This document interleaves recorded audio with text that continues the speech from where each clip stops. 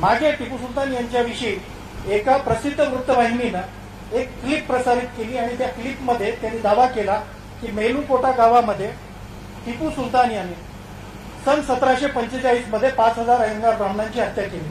सन नीट लक्षात घ्या. त्या न्यूज क्लिपमध्ये म्हटलं जातं की सन 1745 मध्ये टिपू सुलताननी 5,000 अयंगार ब्राह्मणांची हत्या केली. साधी बाब आहे, विकिपीडियावर माहिती उपलब्ध आहे. टिपू सुलतानचा जन्म 10 नोव्हेंबर 1750. जी व्यक्ती 1750 ला जन्मली ती जन्माच्या 5 वर्ष आधी 5,000 अयंगार ब्राह्मणांची हत्या कशी करू शकते? नंबर 1. नंबर 2, सावरकर नावाचे एक महान गृहस्थ आपल्या इथे आहेत महाराष्ट्रामध्ये, अद्यापही ते जिवंत आहेत. त्याच्या पुस्तकांच्या माध्यमातून त्यांनी 6 सोनेरी पाने नावाचं पुस्तक लिहिलंय. त्या पुस्तकामध्ये सावरकर टिपू सुलतान विषयी एक प्रकरण लिहितात. त्या प्रकरणाचं नाव हिंदू प्रपीडक क्रूर कर्मा टिपू सुलतान. या पुस्तकामध्ये हे प्रकरण सावरकरांनी लिहिलंय. त्याच्यामध्ये त्यांनी अनेक दावे केले. टिपू सुलताननी लक्षावधीच्या संख्येनं हिंदू स्त्रियांना पाठवलं, भटकीन बनवलं आणि हिंदू पुरुषांची सुनता केली वगैरे वगैरे सगळे आरोप आहेत. आणि त्या आरोपांच्या समर्थनामध्ये त्यांनी दाखले काय दिले तर सावरकर त्यांच्या पुस्तकामध्ये म्हणतात की मी हे काही वरवरचं लिहिलेलं नाही. हे जे काही तर्क मांडलेत, हे जे काही तत्व मांडलेत ते काय हवेत तरंगणारे नाही आहेत. त्याला मी भक्कम असे पुरावे दिलेले आहेत. कर्नल माइल्सच्या हिस्ट्री ऑफ इंडिया या पुस्तकातून हे उतारे मी घेतले आणि ते पुस्तक ब्रिटिश म्युझियम मधल्या अमुक डॉकेट नंबरवरती ठेवलेलं आहे.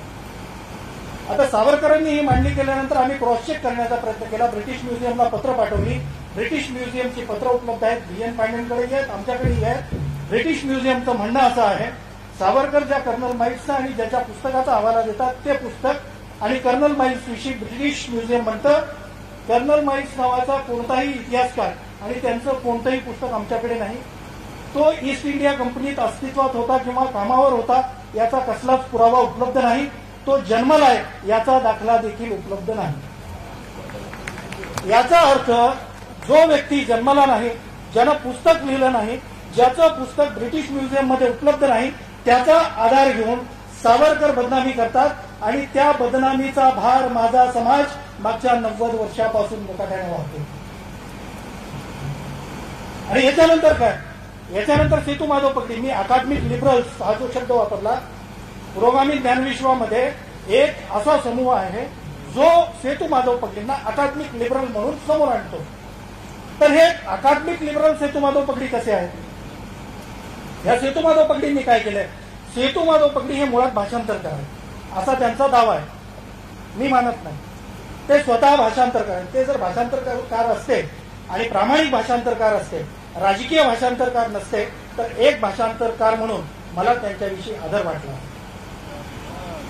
पण ते राजकीय भाषांतरकार आहेत. त्यांनी भाषांतर कशी केली आहेत पहा.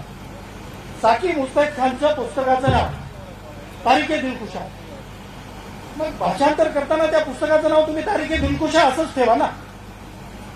सेतू माधव पगडी भाषांतर करताना त्याला नाव देतात मराठ्यांचे स्वातंत्र्य संग्राम.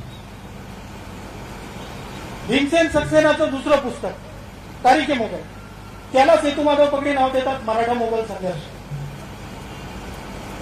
पुस्तकाची नावं शीर्षक बदलण्याचा अधिकार कुणी दिला यांना? हे शीर्षक बदलतात. आता भाषांतर इलियट आणि डावसननी केली आहेत. ही भाषांतर कशी होतात पहा. इलियट आणि डावसन आणि या तत्सम लोकांनी भाषांतर कशी केली आहेत? हे लोक भाषांतर कसं करतात? उदाहरणादाखल सांगतो.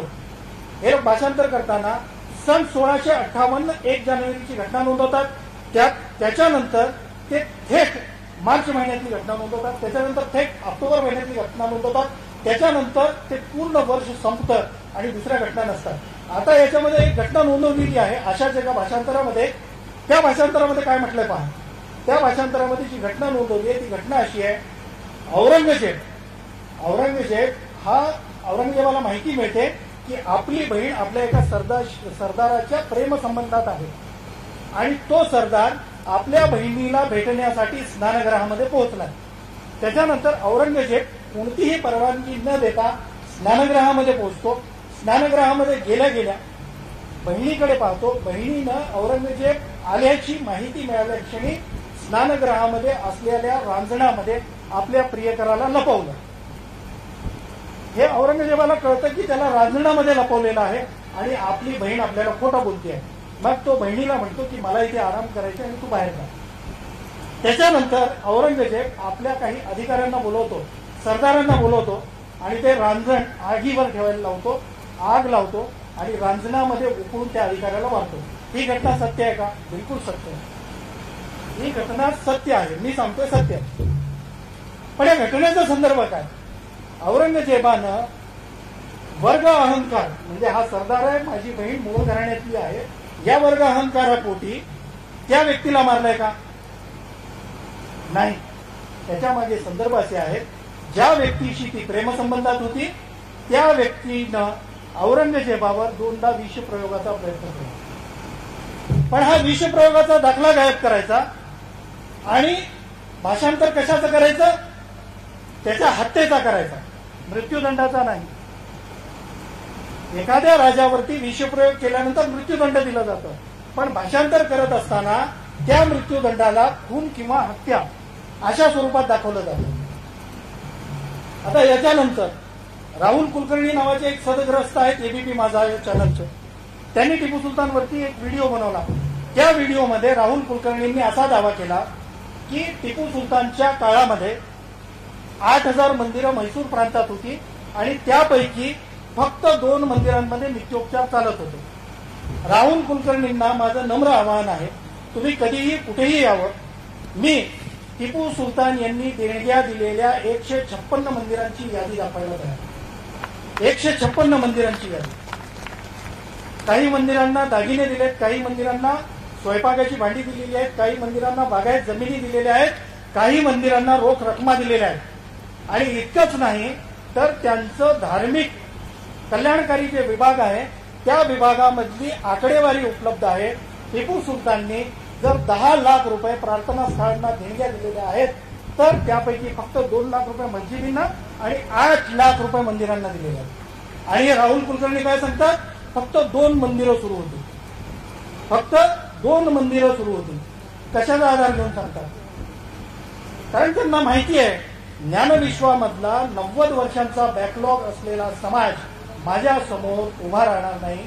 हा अहंकार त्या राहुल कुलकर्णीला आहे, म्हणून तो हे अशा प्रकारचे दावे करू शकतो.